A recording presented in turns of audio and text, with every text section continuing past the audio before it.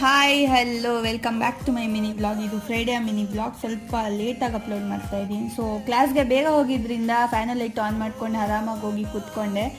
Class ಈ level silent ಆಗಿರೋದು ನೋಡೋಕ್ಕೆ ಒಂದು ಖುಷಿ. ಲಂಚ್ ಟೈಮಲ್ಲಿ ಅಷ್ಟೇ ನನಗೆ ಫ್ರೀ ಟೈಮ್ ಸಿಗೋದು. ಹುಡುಗಿರಿಗೆ ಎಷ್ಟು ಸಲ ಮಿರಲ್ ನೋಡಿಕೊಂಡ್ರು ಸಾಕಾಗಲ್ಲ ಅನಿಸುತ್ತೆ. ನಾನು ಅಮ್ಮ ಎಷ್ಟೋ ವರ್ಷ ಆದಮೇಲೆ ಮೂವಿಗೆ ಹೋಗ್ತಾ ಇದ್ದೀವಿ.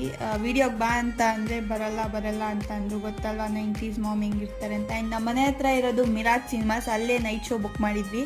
ಮೂವಿ ಬಂದ್ಬಿಟ್ಟು ಇಬ್ಬನಿ ತಬ್ಬಿದ ಇಳಿಯಲಿ.